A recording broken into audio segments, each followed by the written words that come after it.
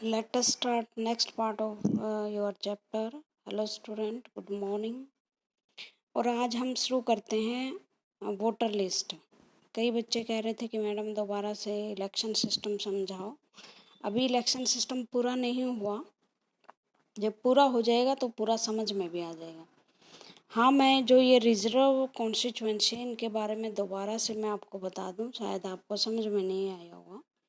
देखो, हमारे देश में मान लो 100 पॉपुलेशन है, ठीक है। कुछ हमारे देश में ऐसे सेक्शन रहे हैं सोसाइटी को जो इतिहास में जिन्हें बराबर का स्थान नहीं मिला और वो पिछड़ते गए। स्वतंत्रता संग्राम में इन्होंने भी बहुत ज़्यादा पार्टिसिपेशन किया स्वतंत्रता संग्राम में। और स्वतंत्रता से पहले भी ऐसी कोशिशें की जा रही थी कि जो समाज के डिप्राइव्ड हिस्से हैं उनको आने वाले भारत के संविधान में प्रॉपर डिग्निटी मिले, महत्व मिले, और ऐसी कोशिश की जाए कि ये लोग ऊपर उठ सकें, पार्लियामेंट में आ सकें, अपने हितों के लिए बोल सकें। इतने तो ये सशक्त नहीं बने थे कि जर्नल जो सीट होती है, जो सभी के लिए खुली होती है, उन पर इलेक्शन लड़के चुनकर आ सकें। इसलिए इनको रिजर्वेशन दे दी गई है कुछ सीटों पर। इसका मतलब ये है कि अगर 100 सीट हैं हमारी संसद में वैसे तो कितनी सीट हैं लोकसभा में? 545 सीट हैं, और 502 इनमें एंग्लो इंडियन सदस्य हैं, वो उसके लिए रिजर्व हैं 2। इसमें एंग्लो इंडियन का अगर भारत की संसद में प्रतिनिधित्व नहीं हो तो राष्ट्रपति चुन सकता है, तो इसका मतलब ये भी रिजर्व है। SC और ST 2 category, scheduled caste and scheduled tribes, ऐसी 2 कैटेगरी हैं जिनको संविधान में रिजर्वेशन दी गई है। संसद के और राज्यों की विधानसभाओं में रिजर्वेशन। तो मैंने बताया बार बार कि मान लो 100 पॉपुलेशन है और उसमें SC की जो जनसंख्या है वो 12% है, 13.5 के करीब वैसे, और ST जो हैं 7.5% है। तो इन 545 की 12% सीट SC और 7.5% सीट ST के लिए रिजर्व कर दी जाएगी। तो ये सवाल उठते हैं कई बार कि महिलाएं भी बैकवर्ड रही हैं, उनको भी बराबर का दर्जा नहीं मिला, वो भी पिछड़ेपन का शिकार रही हैं, उनको भी दबाया गया था। तो एक बहुत बड़ी डिमांड हमारे समाज से आ रही कि महिलाओं का भी तो प्रतिनिधित्व नहीं है संसद की विधानसभाओं और राज्यों की विधानसभा में, और लोकसभा में और राज्यसभा में। देखो, कभी भी भारत का संविधान में, भारत के पार्लियामेंट में 13.9 जो अब की बार है, 78 महिलाएं चुनकर आई हैं अब की बार 17वें इलेक्शन में, 17वें जनरल इलेक्शन में जो लोकसभा का इलेक्शन है, सिर्फ महिलाओं की ये मैक्सिमम परसेंटेज है। मैक्सिमम मतलब इससे ज़्यादा कभी महिलाएं चुनकर नहीं आई। और राज्यों की विधानसभाओं में तो बिल्कुल ही 5% आंकड़ा रहता है, ठीक है। तो महिलाओं के लिए भी डिमांड उठ रही है कि अब महिलाओं को भी रिजर्वेशन दी जाए। एक भारत का मैप है आपके सिलेबस में जिसमें कॉन्स्टिट्यूएंसी दिखाई गई है जो रिजर्व हैं भिन्न भिन्न उसके लिए, SC STs के लिए, और बाकी जनरल हैं। हमारे देश की टोटल 543 सीटों पर इलेक्शन होते हैं लोकसभा में, जिनमें से 412 पेर इलेक्शन जनरल इलेक्शन होते हैं। जनरल का मतलब उनमें कोई भी खड़ा हो सकता है, ये SC ST भी खड़े हो सकते हैं जो रिजर्वेशन लेकर खड़े होते हैं। और इनमें से जो रेड कलर है 84 सीटें वो रिजर्व है SC के लिए। और ये 84 सीटें मैंने बताया उनकी पॉपुलेशन, जो देश की पॉपुलेशन है उसके हिसाब से। और जो 47 सीटें हैं जो ग्रीन एरिया है, रिजर्व हैं किसके लिए? ST शेड्यूल ट्राइब्स, जो जंगली जातियां हैं, जैसे गोंड हैं, भील हैं, मीनाज हैं, बहुत सारी जो जातियां हैं जो अब भी समाज की मेन धारा में नहीं आई, उनका पार्टिसिपेशन करने के लिए ये सीटें रिजर्व हैं। ज़्यादातर ये देखोगे राजस्थान, गुजरात, मध्य प्रदेश में हैं। एसटीज, या ये उत्तर भारत में है, और उड़ीसा बंगाल के क्षेत्रों में। हरियाणा पंजाब में एसटीज नहीं है भाई, जंगल ही नहीं छोड़े हरियाणा पंजाब वालों ने तो यहाँ एसटी की सीट रिजर्व नहीं है, एससीज की सीट रिजर्व है यहाँ शेड्यूल कास्ट की। ठीक है, तो इस तरह से हरियाणा में भी 2 सीटें हैं जो एससी के लिए रिजर्व हैं।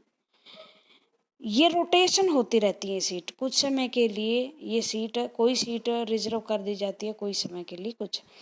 लेकिन भारत में पंचायती राज सिस्टम में महिलाओं को रिजर्वेशन दी गई है। तो ये एक चार्ट था, और जो वाइट दिख रहा है ये यहाँ रिजर्व नहीं है ये सीटें, इन पर आप कोई भी इलेक्शन लड़ सकते हैं, उसके लिए किसी विशेष कैटेगरी का होना ज़रूरी नहीं है।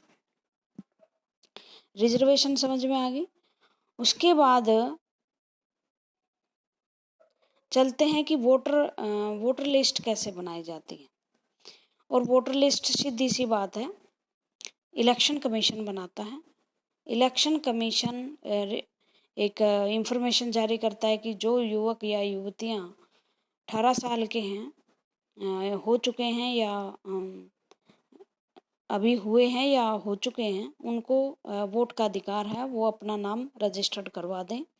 और जब उनका नाम रजिस्टर्ड हो जाता है तो एलिजिबल कैंडिडेट की एक लिस्ट जारी की जाती है, और जहां वो जिस कॉन्स्टिट्यूएंसी का होता है, मान लो आप जींद कॉन्स्टिट्यूएंसी के हो, तो आपका वोटर लिस्ट में नाम उसी कॉन्स्टिट्यूएंसी में आएगा। आप बाहर जाके वोट नहीं डाल सकते। अगर आप पुलिस या फौज के कोई सैनिक हैं तो आप अब सिस्टम, अब हमारे यहाँ फैसिलिटीज़ है कि वोट डाल सकते हैं, नहीं तो नहीं डाल सकते थे। तो ये SC ST के लिए सीटें हैं। आप पढ़ चुके हैं वैसे, फिर भी हम पढ़ लेते हैं। So the maker of our constitution, इसलिए हमारे कॉन्स्टिट्यूशन बनाने वाले thought of the special system reserve constituency for the weaker section, क्योंकि बहुत सारे वर्गों को हमारे देश में डिप्राइव्ड माना जाता था, नीचे, कमज़ोर, पिछड़े, बैकवर्ड माना जाता था, या वह बैकवर्ड थे, इसलिए कुछ कॉन्स्टिट्यूएंसी, ताकि उनका प्रतिनिधित्व सही ढंग से हो सके, उसको क्या किया, रिजर्व कर दिया। और उन लोगों से जो SC और ST हैं, इन SC रिजर्व कॉन्स्टिट्यूएंसी ओनली, ये ध्यान से करना, मान लो ये जींद की कॉन्स्टिट्यूएंसी है, जैसे नरवाना कॉन्स्टिट्यूएंसी है, वो SC के लिए रिजर्व कर रखे है हरियाणा विधानसभा में। तो वो जो SC के लिए, तो उसे नरवाना की कॉन्स्टिट्यूएंसी से कोई SC खड़ा हो सकता है, 1 2 3 चाहे वो कितने खड़े हो, लेकिन कोई जनरल जाति का व्यक्ति वहाँ खड़ा नहीं हो सकता, इलेक्शन नहीं लड़ सकता। ठीक है। And SC ST scheduled tribes, in SC reserve constituency only someone who belong to scheduled caste can stand for election. Similarly, only those belonging to the scheduled tribes can contest the election from the constituency reserved for the ST. और इसी तरह से वो व्यक्ति जो ST category से belong रखता है, और वो वहीं चुनाव लड़ सकता है जो कॉन्स्टिट्यूएंसी उनके लिए रिजर्व की गई है। मतलब मेरे कहने का ये मतलब कदापि नहीं कि वो जनरल सीट पे इलेक्शन नहीं लड़ सकता, वो जनरल सीट पे भी इलेक्शन लड़ सकता है, लेकिन वो जो सीट रिजर्व हैं वो उन पे सिर्फ कौन इलेक्शन लड़ सकता है, सिर्फ SC ST, जनरल व्यक्ति नहीं। जनरल की सीटों पर SC ST चुनाव लड़ सकते हैं। और वर्तमान में लोकसभा में 543 सीट, ये आंकड़े आप देख चुके हो। 84 सीट रिजर्व है शेड्यूल कास्ट के लिए, क्योंकि उनकी लगभग 13.5% जनसंख्या है।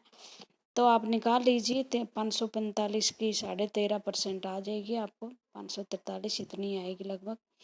और 47 सीट हमारी ST के लिए है, और अगर आप जनसंख्या देखोगे वो 7.5% है, तो ये SC ST की पॉपुलेशन के हिसाब से इतनी दी गई है। ठीक है। 26 जनवरी 1919 तक यही थी। This number is a proportion in their total population के हिसाब से है।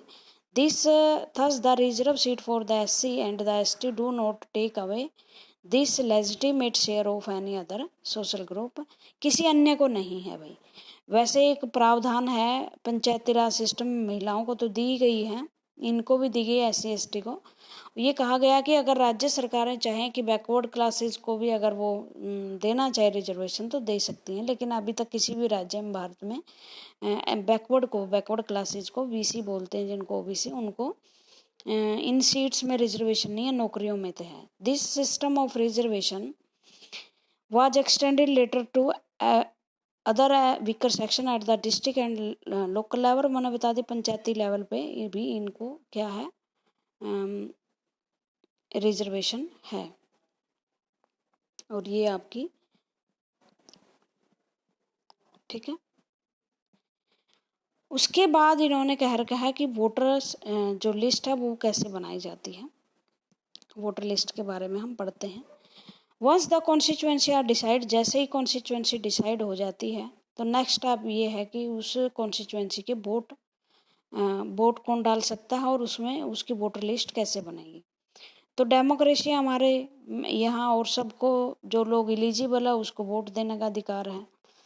तो it is officially called the electoral roll और commonly known as voter list. जब ये एलिजिबल वोटर की लिस्ट जारी होती है उसे हम कॉमनली क्या कहते हैं, इलेक्टोरल रोल या इलेक्टोरल लिस्ट कहते हैं, वोटर लिस्ट कहते हैं। आपको जानकर हैरानी होगी, जब हमारा फर्स्ट जनरल इलेक्शन था 1952 का, उसमें महिलाएं इलेक्शन में ही वोटर लिस्ट में ही नहीं थी। उनको क्या कहा जाता था, वाइफ ऑफ, डॉटर ऑफ, उनका नाम ही नहीं था। तो सबसे बड़ा चैलेंज हमारे इलेक्शन कमीशन के सामने यही था कि इतनी बड़ी पॉपुलेशन है महिलाओं की, इनको कैसे वोटर लिस्ट में शामिल हो जाए। हम यूरोपियन कंट्रीज़ की तरह तो थे नहीं कि हमने महिलाओं को अधिकार नहीं दिया। हमने तो पहले ही संविधान बनते समय ही सभी को वोटिंग का अधिकार दे दिया था, किसी एससी बीसी या वुमेन के आधार पर कोई डिनाइड ही नहीं किया। तो इस तरह से बहुत डिफ़िकल्ट काम था हमारे देश में इलेक्शन करवाना, लेकिन हमारा इलेक्शन कमीशन ने ये काम करवाया।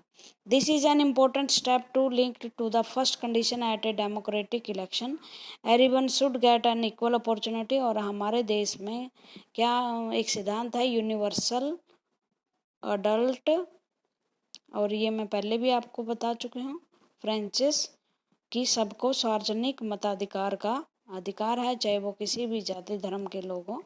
हम उनको डिनाई नहीं कर सकते, वोट के अधिकार को वायलेट नहीं कर सकते, ये आ ही गया है। Earlier we read about the principle of universal adult Francis.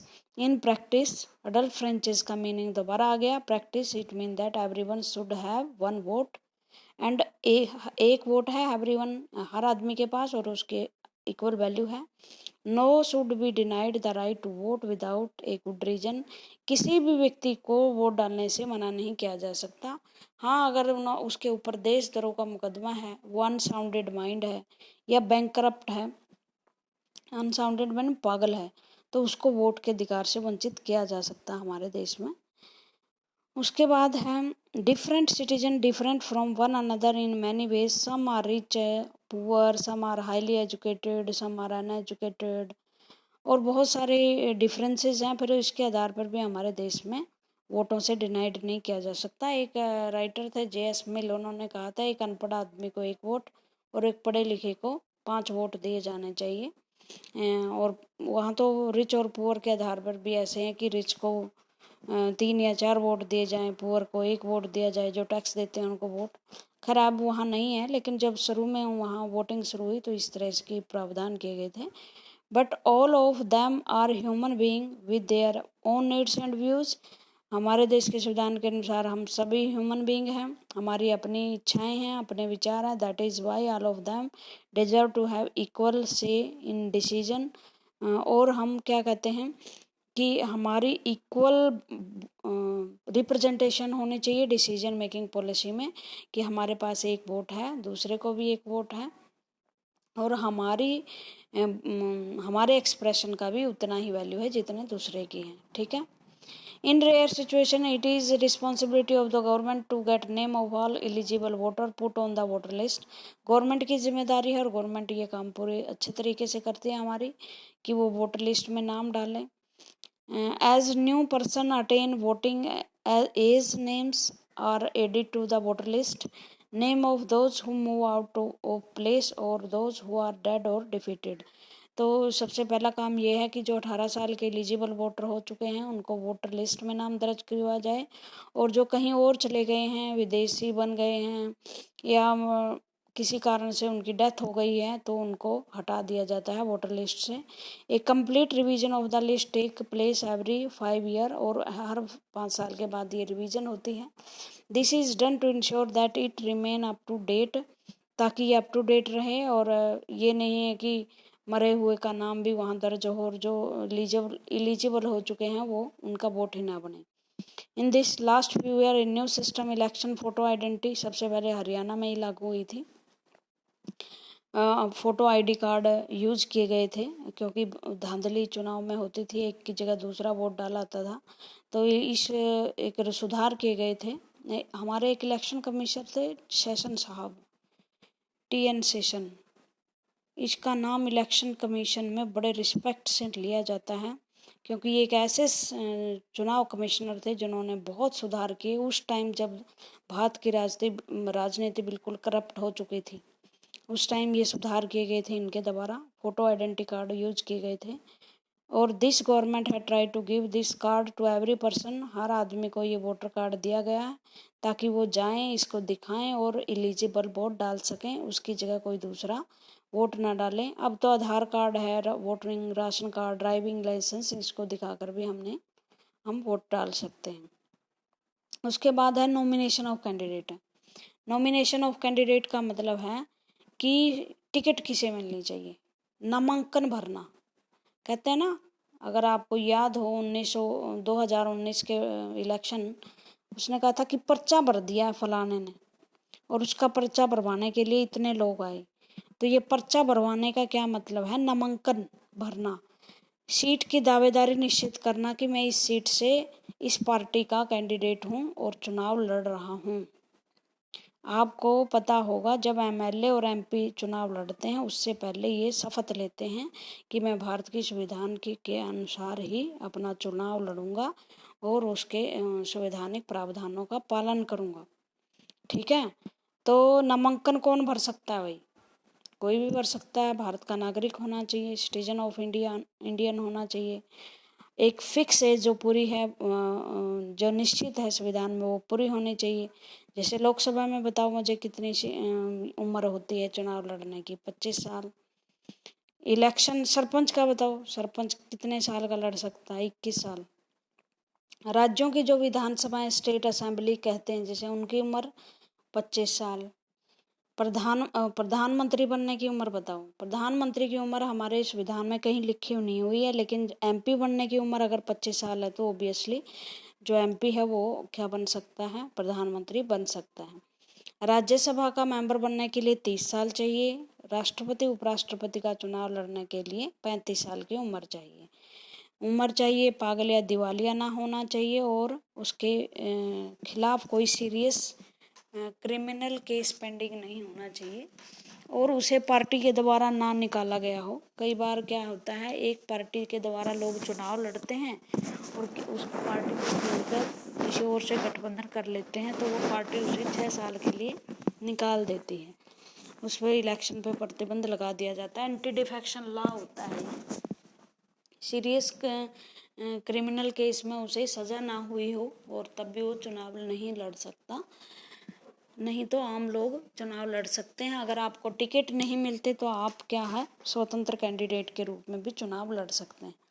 तो हर जो व्यक्ति है वो अपनी पार्टी में दावेदारी करता है कि मैं इसे जीत जाऊंगी।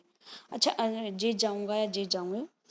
आप क्या समझते हो कि पार्टी किस आधार पर हमारे यहाँ कैंडिडेट नॉमिनेट करते हुए? ये लगता होगा कि इस नेता की जो है, इस लीडर की यहाँ इस क्षेत्र में पकड़ होगी। कई बार ये माना जाता है कि ये ST का इलाका है, ST कैंडिडेट को खड़ा कर देते हैं। SC हैं इस इलाके में ज़्यादा, तो SC कैंडिडेट को खड़ा कर देते हैं। मुस्लिम है, मुस्लिम कैंडिडेट को खड़ा कर देते हैं। ठीक है, तो ऐसे हित साधने की कोशिश की जाती है। जाति एक बड़ा फैक्टर है कि जाट ज़्यादा हैं, ब्राह्मण ज़्यादा हैं, तो इस वजह से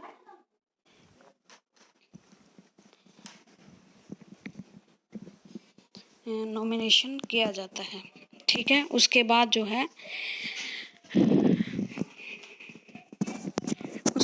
है आपका नॉमिनेशन के लिए नामांकन पत्र जारी भर दिया जाता है।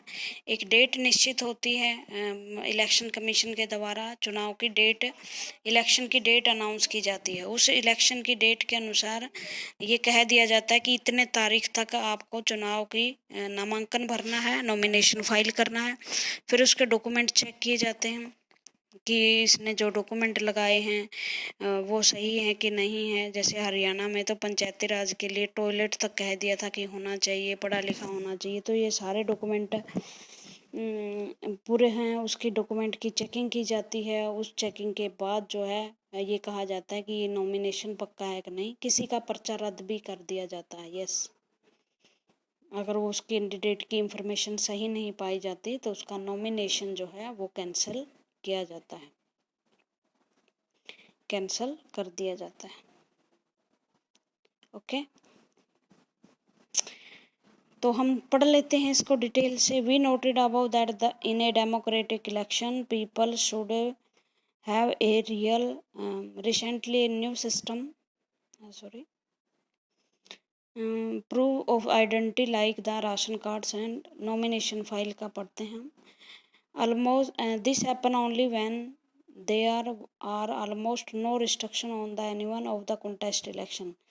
अगर आप चाइना में होते तो क्या आप इलेक्शन लड़ सकते थे? ऐसा नो। चाइना में जब तक आपको कम्युनिस्ट पार्टी की अप्रूवल नहीं मिलती तब तक आप चुनाव नहीं लड़ते। लेकिन भारत में लोकतंत्र गवर्नमेंट है, इसलिए आप चुनाव लड़ सकते हो। Anyone who can be voter can also become as a candidate in the election. कोई भी वोटर है वो इलेक्शन लड़ सकता है भाई, लेकिन अगर आप 18 साल के वोटर हैं तो आप कॉन्टेस्ट नहीं कर सकते क्योंकि एक फिक्स एज है। The only difference is that in order to candidate minimum age of 25 for Lok Sabha while it is only 18 year for being a voter. There are some other restriction on criminal etc. but these apply in very extreme cases। मतलब extreme cases में इसको अपनाया जाता है। अच्छा, एक प्रश्न पूछना आप अपने घर वालों से या खुद से कि भारत के संविधान में कहीं नहीं लिखा हुआ कि जो लोकसभा या राज्यसभा के इलेक्शन जो कोई लड़ेगा स्टेट लेजिस्लेचर असेंबली के, वो पढ़े लिखे नहीं होने चाहिए। जबकि अभी हरियाणा में ये कहा था कि पढ़े लिखे कैंडिडेट ही, ये प्रोविजन कर दिया, प्रावधान होने चाहिए नहीं। हमारे देश में एक क्लर्क कोई लगता है जिसे ऑफिस का थोड़ा सा काम करना होता है, उसके लिए क्वालिफिकेशन है कि वो 10th या +2 पास होना चाहिए। लेकिन एक मंत्री जो वित्त मंत्री है, सारे देश का पैसा संभालता है, उसके लिए कोई ज़रूरी नहीं कि वो पढ़ा लिखा होना चाहिए। क्या मंत्री बनने के लिए या इलेक्शन लड़ने के लिए पढ़ा लिखे होने की शर्त हमें करनी चाहिए, संविधान में लिखनी चाहिए? तो ये आप कमेंट में लिख सकते हो, होनी चाहिए या नहीं होनी चाहिए। नीचे जब आप वीडियो देखो, ठीक है। और होनी चाहिए तो क्यों, और नहीं होनी चाहिए तो क्यों। थोड़ा सा मैं इशारा कर देती हूँ। कई लोग तो कहते हैं कि बिल्कुल होना चाहिए। अगर आप इतनी बड़ी रिस्पॉन्सिबिलिटी उठा रहे हो, मान लो कोई स्पेस मिनिस्टर, फाइनेंस मिनिस्टर है, उसे कैलकुलेशन तो कम से कम आनी चाहिए। कैसे वो, नहीं तो फिर वो ब्यूरोक्रेट्स और आईएएस पे ही निर्भर रह जाता है। लेकिन कई लोग ये कहते हैं ये डेमोक्रेसी के सिद्धांत के विरुद्ध होगा, क्योंकि डेमोक्रेसी सबको इजाज़त देती है कि कोई भी कंटेस्ट कर सकता है इलेक्शन। अगर आप एजुकेशन का आधार बनाएंगे तो बहुत सारे लोग जो हैं वो इलेक्शन लड़ने से डिप्राइव हो जाएंगे, उनका डेमोक्रेटिक अधिकार छीन लिया जाएगा। अब आप देखना, there are some other restriction on criminal cases में होता है, लेकिन वो बहुत ही कम होता है। और उसके बाद क्या होता है, political party nominate their candidates who gets their party symbol. Party के सिंबल आपको पता ही है, जैसे किसी का चश्मा है, किसी का हाथ है कांग्रेस पार्टी का, किसी का कमल का फूल है। मुझे नहीं बनाने आते, आप अच्छे तरीके से बना सकते हो। तो एक लिस्ट बना लेना किस किस का क्या क्या है, कौन कौन है। उसके बाद क्या क्या सिंबल हैं, और ये सिंबल कौन देता है, ये सिंबल इलेक्शन कमीशन देता है। पार्टी ना इसके बाद जब पार्टी से चुनाव लड़ते हो तो ये इस चुनाव पे ही लड़ोगे। मान लो आप जेजेपी पे के उस पर चुनाव लड़ रहे तो जेजेपी का चाबी है सिंबल, तो उसके आधार पर लड़ोगे। आप लोकदल से लड़ रहे हो तो चश्मे पे लड़ोगे, कांग्रेस से लड़ रहे तो पाम ऑफ हैंड लड़ोगे। बीजेपी से इलेक्शन लड़ोगे तो आपको एक प्रतीक मिलेगा कमल का फूल, ठीक है। तो इस तरह से everyone who wishes to contest election, कोई भी जो इलेक्शन लड़ना चाहता है वो क्या है, वो इलेक्शन लड़ सकता है। बस उसके पास क्या होना चाहिए, एक नया सिस्टम है वो इंट्रोड्यूस किया हमारे देश में। सुप्रीम कोर्ट ने कहा कि जो कैंडिडेट के लिए ज़रूरी है कुछ डिटेल डिक्लेयर करें कि उसके पास कितनी संपत्ति है, उसकी पत्नी कौन है, बच्चे कितने हैं, वो पढ़ा लिखा कितना है, केसेस के बारे में बताना है। अगर आप इलेक्शन कमीशन की साइट पर जाओगे ना जब इलेक्शन होंगे, तो आप जो कैंडिडेट खड़े हैं उनके सबके रिकॉर्ड डाटा मिलेंगे वहाँ, और उनके ये भी मिलेगा कि कौन सी क्रिमिनल है। पॉलिटिकल में क्रिमिनल होना एक हमारे देश के लिए धब्बा के समान है, और बहुत सारे क्रिमिनल आपके संसद में बैठे हुए हैं। अगर आप उस लिस्ट को देखोगे तो आप अच्छे कैंडिडेट चुन सकते हो। डिटेल ऑफ द एसेट्स, अपनी संपत्ति की देना है। जैसे संपत्ति की जैसे कैसे क्यों ज़रूरी है, मान लो एक बंदा जब उसने नॉमिनेशन फाइल किया इलेक्शन के लिए, वो कहता है कि मेरे पास 7 करोड़ रुपए हैं, और अगला जब इलेक्शन लड़ता है तो तब वो अगर कहेगा कि मेरे पास 70 करोड़ रुपए हैं, तो इतने 5 सालों में ही उसकी संपत्ति इतनी कैसे बढ़ गई। तो इससे क्या पता चलता है कि इस आदमी ने कितना करप्शन किया होगा। तो इस तरह से ये डिटेल ज़रूरी है देनी। Education qualification, the information has to made public, और ये पब्लिक बना दिया। अब तो ये केस लड़ा था बहुत मशहूर, कोई एनजीओ था उसने, और तब के बाद ये सुप्रीम कोर्ट ने ये इंफॉर्मेशन देनी पड़ी है। सुप्रीम कोर्ट के ऑर्डर आए और ऑर्डर के बाद ये इंफॉर्मेशन देनी ज़रूरी हो गई, ठीक है। This information has to made public, this provide an opportunity to the voter to make their decision on the basis of information provide by the candidate, ठीक है। और एजुकेशन क्वालिफिकेशन मैंने बता दिया, कोई एजुकेशन क्वालिफिकेशन भारत में नहीं है। और ये मैंने आपको दिया भी है होमवर्क। और कुछ पंचायती राज सिस्टम जैसे राजस्थान वगैरह में ये कहा गया है कि एजुकेशन क्वालिफिकेशन होना चाहिए। जैसे इन्होंने एक उदाहरण दिया है कि आप कोई भी काम करते हो, खेल खेलते हो, तो एजुकेशन क्वालिफिकेशन होती है। क्रिकेट के लिए ज़रूरी है कि आप क्रिकेट अच्छा खेलते हो।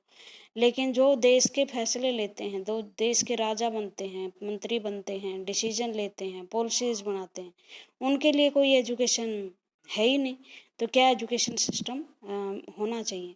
ये कुछ वो है भाई, इलेक्टोरल रोल, इसमें कैंडिडेट का नाम होता है, कॉन्स्टिट्यूएंसी होती है, उसकी उम्र होती है, और उसका पोस्ट ऑफिस डिस्ट्रिक्ट क्या होता है, ये होते हैं। आप अपने माँ बाप का जो आईडी कार्ड है वो देख सकते हो। रिवीजन मतलब कब रिवीजन हुआ उसका वोटर आई कार्ड, और उसके रिवीजन के बाद क्या लिखा गया, मतलब वो कितने साल का हो गया दोबारा, ठीक है। ये रिवीजन होती है, और ये आईडी कार्ड होते हैं, ठीक है। नेम ये, यहाँ फ़ोटो लगा हुआ होता है किसी का भी, और फादर नेम ये, हाउस ये है, और वोटर आईडी कार्ड ये होती है, ठीक है।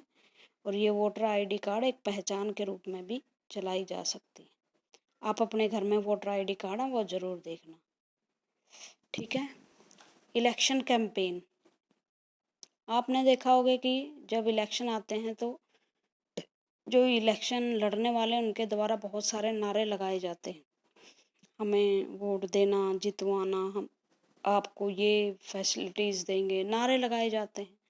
और ये नारे जैसे ताऊ देवीलाल के बारे में, या हरियाणा में तो ऐसे ही नारे लगते हैं। अब की बार जैसे बीजेपी सरकार ने नारे लगाए थे अब की बार 70 पार, तो ऐसा कुछ हुआ नहीं। तो इस तरह से नारे लगाए जाते हैं, करवेंसी की जाती है, डोर टू डोर लोग जाते हैं, वोट मांगते हैं, रैलियाँ निकाली जाती हैं, और पर्चे छपवाए जाते हैं, झंडे बांटे जाते हैं। लेकिन क्या ये अपने आप करते हैं, मुझे ये बताओ। वो तो सारी चीज़ें आपको पता ही हैं क्योंकि आप इस कैंपेन को अच्छी तरह से जानते हो, स्लोगन लगाए जाते हैं। इस कैंपेन के लिए इलेक्शन कमीशन परमिशन देता है। इलेक्शन कमीशन की परमिशन के बिना आप कहीं रैली नहीं निकाल सकते, कोई कैंपेन नहीं चला सकते। अब तो टीवी और रेडियो पे भी कुछ कुछ समय बांटा गया है, पहले क्या होते थे, जब टीवी चैनल को ज़्यादा पैसे देकर कोई भी अपना वो कर लेते थे, अपना प्रचार करवा लेते थे।